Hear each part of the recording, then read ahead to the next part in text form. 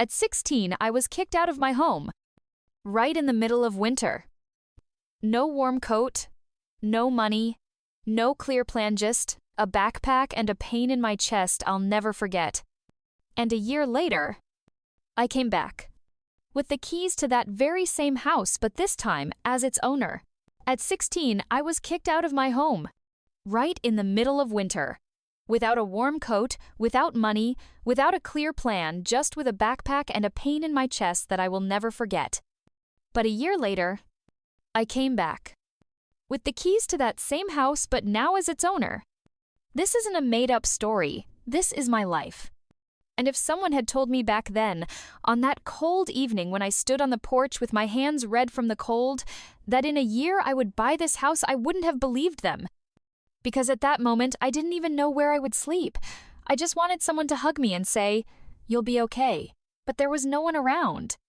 My family was ordinary. Not poor, not rich. Dad was a mechanic. Mom worked as a cashier at a supermarket. Money was always tight, but we managed somehow. The most important thing in our home was obedience. Don't ask too many questions. Don't argue. Just do as you're told. And me? I started asking questions. I dreamed. I wanted more. I wanted freedom, and that was unforgivable. Especially when my grades dropped, I refused to follow the family plan, and for the first time openly said I didn't want to live like everyone else. The fights got louder, the arguments more painful, and then it happened. One phrase, one shout, and the door slammed shut behind me. But instead of breaking, I survived. And not just survived, I started building my life. Step by step, from scratch, without help, without support, only with determination. And today I will tell you how, from a homeless teenager, I became a young woman who came back home not as a daughter, but as the owner. You'll learn how I found the strength not to seek revenge, but to move forward. How I earned my first money, where I slept, who I trusted and who I forgave. This is not a story about revenge. It's a story about strength, about character, and about the fact that even in the darkest moment of your life, you have a choice to stay in pain or to get up and move forward. And if you have ever felt alone against the world, listen closely, because you can come back too, stronger, wiser, and with the keys to your new life. I was born and raised in a quiet neighborhood near Tulsa, Oklahoma, a small town with big expectations. Streets where neighbors know each other by name, lawns are mowed on Saturdays, and life seems perfect from the outside. But behind our doors, everything was very different. My parents, Doug and Linda, were not bad people. They were just strict. Dad was a former Marine. He believed discipline was the most important thing in raising kids. He woke up at 5:30 a.m., ran around the block, ate only eggs for breakfast, and drank black coffee. He always smelled like motor oil and menthol cigarettes. Mom was a homemaker, sometimes working at Walmart as a cashier. Quiet but critical, her words cut without yelling. Everything she said sounded like an accusation. We never had hugs for no reason. We were never told, "I'm proud of you." Gifts were practical. Socks, notebooks, toothpaste in the Christmas stocking. If I wanted something unnecessary, Nike sneakers, concert tickets, I only heard, "That's not for you. Learn to be grateful for what you have." When I was younger, I tried to earn their approval. I studied hard, cleaned without reminders, cooked breakfast on weekends. But it was never enough. My interests didn't fit their worldview. I loved drawing. I could spend hours with pencils inventing logos, book covers, fantasy maps. Dad thought it was a waste of time. "That's useless. Go learn your multiplication tables instead." As I grew older, the tension grew stronger. By age 15, it felt like I was living in a barracks, not a family. We had strict rules: dinner at 6 p.m., cleaning on Fridays, no internet after 9 p.m. No sleepovers, no dating before 18. If I argued, the tone was cold, almost military. "You live under our roof, you play by our rules." Everything was heading for an explosion. The last straw was my grades. In the spring of 10th grade, I failed algebra. It was a tough quarter. I worked weekends at a diner to save for my first iPhone. My grades slipped.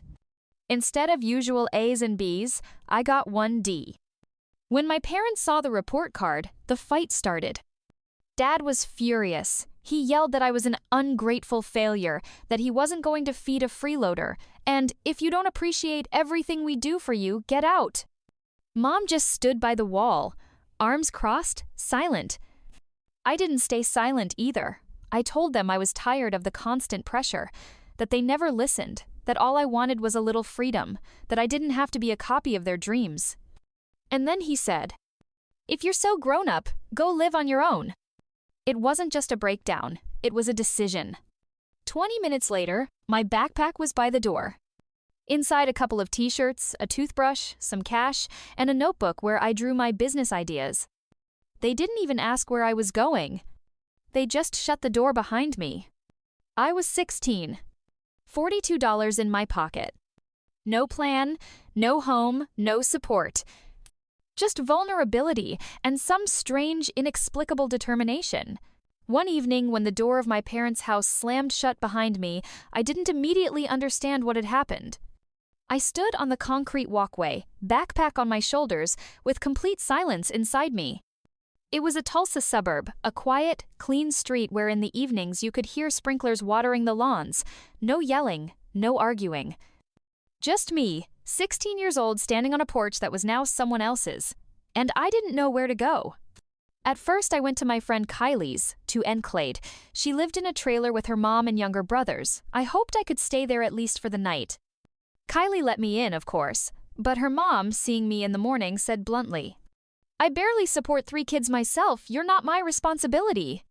And I left. Next came a couple of nights in a youth shelter, a small building on the outskirts with gray walls and a sharp smell of cleaning chemicals. It was safe there, but cold, not physically, but emotionally. You become part of a system where no one asks how you ended up there, just your name, age, and insurance, which I didn't have. By the 3rd night, I had no options left. I didn't want to call my parents. Pride? Maybe. Or fear of hearing again that I was a problem, a burden, a failure. I ended up downtown near the Greyhound bus station. It was about 11 p.m. I sat on a metal bench, my backpack at my feet, jacket pulled up over my ears. It was about 50° Fahrenheit, 10°C outside, but I was trembling not from the cold but from fear. On the bench next to me, a homeless man was sleeping, wrapped in newspapers. Students with coffee, tourists, taxi drivers, homeless people, and police officers passed by. No one looked me in the eyes, and I realized I was alone. The first night was the scariest. I couldn't sleep. I curled up listening to every sound. At one point, someone shouted across the street, then laughter, then silence. I was afraid to close my eyes, afraid I might get robbed. Or worse. I stared at the window of the 24-hour pharmacy like it was a movie screen. The light inside was the only thing that made me feel like the world was still turning. That night, sitting on that cold bench, I said to myself for the first time, "This is rock bottom. It can't get any lower. If I survive this, I will achieve everything. On my own. Without their help, without Dad's roof. Without excuses." It wasn't bravado, it was an ultimatum to myself. Because either I become a victim or I start building my life, step by step, out of this cold and darkness. And I chose the second. Survival doesn't start with big steps. It begins when you wake up in the back seat of an old Ford parked outside a 24-hour laundromat and tell yourself, "Okay, one more day, let's go." The first thing I needed was money. Not dreams, not plans. Just money. Any kind of money. I went to the nearest mall and started walking into every cafe, every shop, every fast food place asking, "Do you need someone to work part-time, even just a couple of hours a day?" 2 days later, I got a job at a burger joint in the food court, unofficial, cash only, $7 an hour. I washed trays, wiped tables, fried fries. By morning, I smelled like grease and burnt buns, but held in my pocket the first $10 I earned with my own hands. In the evenings, I handed out flyers near the subway, 5 cents per flyer if someone took it, sometimes 10 cents. And if I stood in a pizza costume at the pizza place entrance, I got paid $8 whole an hour. It was hot and stuffy, but I endured. I slept sometimes at a friend's place, sometimes in a public hostel for $20 if I managed to work enough shifts that day. sometimes back in the car. There was no safety, no comfort, but there was a steering wheel to hold on to when everything else slipped away. After a month, I saved my first $500. It wasn't just money, it was proof that I could, that even without family, without housing documents, without support, I was alive. I was managing. I rented a small room in a house from an elderly woman named Mary. She rented it for $300 a month and let me pay weekly. She had a cat, an old television, and the smell of cinnamon in the kitchen. After weeks in the car, it felt like luxury. But to avoid sliding back, I took a second job cleaning a motel. Shifts started at 5:30 a.m. Towels, trash, the smell of cheap cleaner, and tips if I was lucky. During the day, fast food. At night, flyers. And between it all, with my phone on my lap and Wi-Fi from the nearest Starbucks, I enrolled in online accounting courses. Free, but with a certificate. I knew, to really get out, endurance wasn't enough. I needed skills. I needed a plan. I slept 4-5 hours a night. Ate noodles, peanut butter sandwiches, and coffee from vending machines. My hands cracked from the cleaning products, but I didn't complain. Because every day I had more than I did yesterday. The world was no longer safe, but it was open. And I chose not to fall, but to grow. Even in a dirty uniform, with bags under my eyes and exhaustion that settled into my bones. When I saw that notification, I cried, for the first time in months, not out of fear, but relief. Someone in this huge world not only believed in me, but also paid. For my work, for my brain. I completed the order in 2 hours, checked it 3 times, sent it. The client wrote back, "Perfect, thank you, I'll work with you again." And at that moment, I realized, I can do this. Not tomorrow, not immediately, but now I have a path. I'm no longer just surviving. I'm moving forward. And no one will ever tell me again that I'm worthless. A turning point rarely arrives with fanfare. Most often, it's just a random evening, a tired body, and a video that accidentally plays on YouTube. I was sitting in Mary's room. It was almost midnight. I had just come back from my evening shift and just wanted to watch something to stop thinking. The algorithm suggested a video titled, "How I Quit My Job at McDonald's and Became a Freelancer. No degree, from scratch." I clicked. A guy my age, simple, no glamour. He talked about how he started writing texts for pennies, then took a copywriting course, created profiles on freelance platforms, and began taking orders. He didn't promise easy money. On the contrary, he honestly said the first months were tough, but his eyes shone with confidence. He didn't look lost. He knew where he was going. Something inside me clicked. The next day, between shifts, I went to the free library, Saturday at a computer, and created accounts on Fiverr and Upwork. In my profile, I honestly wrote, "Beginner, writing texts, learning, ready to work cheap but quality." Then I went to a site with free courses, started studying copywriting, basics of marketing, how to write posts that people read till the end, how to write product descriptions, how to make words sell. Every free minute I was learning. On my phone, I had only 2 apps, a notepad, and a dictionary. I wrote down phrases, saved templates. Even while cleaning the motel, earphones in, audio lectures playing in the background. And one day, my first order came. It was a short text describing a product, handmade baby blankets sold on Etsy. Price $50. After my first order, everything started slowly but steadily. One client brought another. One review became 2. I did everything. Product descriptions, Instagram posts, newsletters, even website copywriting, though I still didn't fully understand how websites worked back then. I woke up at 6 in the morning, wrote until 9, then went to my shift at the cafe. After that, a few more hours on my laptop at the library. In the evening, cleaning the motel. And at night, writing again. I lived on coffee and motivation, but for the first time in a long while, I felt I was moving forward. 2 months in, I had 10 regular clients. I was earning $1,000 a month just sitting with my laptop.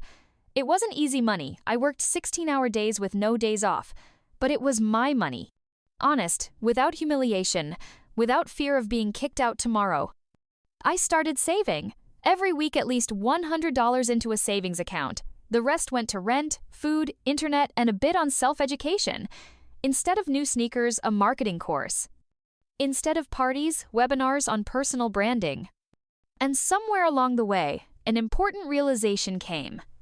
I was no longer a victim, I was an entrepreneur. Not the poor girl who got kicked out, but a young woman building a business from scratch, without connections, startup capital, or support. I registered an LLC simply, online, through the state website. Named the company after myself, Rachel C. Copywriting. I got an EIN, opened a business bank account. It wasn't just a piece of paper, it was proof. I existed as a professional. 4 months after that first order, I rented my first apartment. A small studio on the outskirts of Dallas, in an old house, but with Wi-Fi and a washing machine. When I walked in with one suitcase and my laptop, I cried. Because this was my home. Not a temporary room, not a couch at friends' places, but my own corner, paid for by my work. Every week I paid rent and felt pride. Not fear, not anxiety, pride. I wasn't rich yet, but I was free. I decided who to work with, how much to charge per project, when to get up, when to rest. And most importantly, I depended on no one anymore. I didn't seek revenge. I wasn't angry. I was just building. Every day, brick by brick. It was an ordinary morning. I was drinking coffee in my kitchen in the very studio apartment I rented with my own money. I was browsing Craigslist, looking for an inexpensive dresser, when my eyes froze on one listing. A house, the very same house. My old home, the place where I grew up, the place where they kicked me out. The photo showed the familiar facade, the same door, the same shutters, only now it was for sale. At first, I didn't believe it. I double-checked the address, looked it up on Street View. It was the house of my parents. Inside me, everything turned upside down.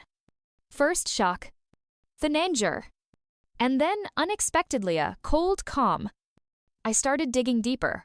Found out my parents had debts, overdue mortgage payments. The house was up for a short sale, a typical situation when owners can't keep up. It didn't make me happy, but it didn't make me feel sorry either. I simply accepted the fact those who kicked me out were now losing their roof over their heads. And at that moment, a thought came to me. I will buy that house. Not out of revenge. Not out of spite. But as a symbol. As proof to myself and the world, I can not only survive, I can win. I called the real estate agent immediately. He confirmed the house was for sale, the price was below market value, a quick sale. I didn't bargain. I knew the price and owed just in money. I knew the price of the pain I'd endured under that roof. A week later, I submitted my mortgage application. By then, I had a business, a steady income, a modest but clean credit history. 2 weeks later, it was approved. And a month later, the keys were in my hands. I stood at the front door, at the very spot where at 16 I'd been left standing with a bag in my hands and a cold leave. This time, no one kicked me out. This time, I came as the owner. And all I felt then wasn't anger or triumph, but a deep, calm certainty. I endured. I came back. And now I decide what happens next. When I decided to buy the house, I knew it wouldn't be just a real estate transaction. It was a symbol of my victory over the past, my proof to myself that I was capable of more. The first thing I did was look for a reliable real estate agent. I wanted someone who understood me, who would support me, not just drag me from one viewing to another. Through online recommendations, I found Amy, an experienced agent from Dallas, who worked with first-time buyers and knew how important trust is in situations like this. Amy helped me navigate all the formalities: credit scores, mortgage, insurance. It wasn't easy. Credit history was far from perfect after those tough years, but thanks to her help and my persistence, I managed to gather all the necessary documents and submit the mortgage application. For several weeks, I lived between nervous anticipation and incredible excitement. Every approval, every new step brought me closer to my goal. Inside, a feeling grew we was on the right path. The day of the deal came. I remember walking into the signing room, my hands trembled slightly, my heart beat faster. But when they handed me the keys, the very set of keys to the house that once was my childhood, my past I was overwhelmed with a mix of triumph and relief. Triumph because I did it on my own. No one helped, no one believed. I had been on the streets with nothing, and now I had my own home. Pain because in that house lived my father and mother, the people who once kicked me out, but I realized it wasn't about them, it was about me. It was about my strength. And most importantly, freedom. Freedom from the past, from resentment, from pain. Now this was my space, my home. I closed the door behind me and for a moment just stood in silence. This was not just a house. This was a new beginning, a new path that I chose myself. When my parents found out that the house now belonged to me, their reaction was stronger than I had imagined. At first, there was shock. My mom just froze, unable to believe her eyes. My dad nervously paced the room, unsure of what to say. Their faces showed a mixture of surprise and disbelief. It was as if their whole world had suddenly turned upside down. Then came anger. My mom's voice was filled with accusations. "How could you? We are your parents. You betrayed us." Dad tried to explain that they had simply found themselves in a difficult situation, that the debt on the house was temporary, and that he had always loved me. But in their eyes, I also saw shame. Shame for not being able to cope, for treating me so harshly when I needed them most. Mom quietly cried, pleading for help, as if I had suddenly become their last hope. It was hard to hear, and it hurt deeply inside. But I knew revenge wouldn't make us happier or fix the past. My response was calm and mature. I told them I bore no grudge, that we all make mistakes, and the important thing is to recognize them and move forward. I explained that I bought the house not to get revenge, but to build a new chapter for myself and perhaps for them too, if they were willing to start over. At that moment, I felt I had grown up. I hadn't just won the battle for the house, I had taken responsibility for my life. And that was my true, triumphant return. Now I live my own life, one that I'm building myself. My business is growing, I keep learning online courses, new skills, everything that helps me move forward. But most importantly, I've started helping other teens who find themselves in similar situations, those who feel like there's no way out. I share with them one simple but important thought. You don't have to remain a victim of your past. Your struggles are not a sentence. Strength is not in revenge or in stepping on those who hurt you. Strength is in calmness, in the ability to set a goal and pursue it no matter what. If life has broken you, that's not the end. It's the beginning of a new story. A story you write yourself, but better, stronger, wiser. You can rebuild yourself, but on your own terms. And believe me, the greatest success is learning to be the master of your own fate. Thank you for listening to my story. If I could get through this, then you can too.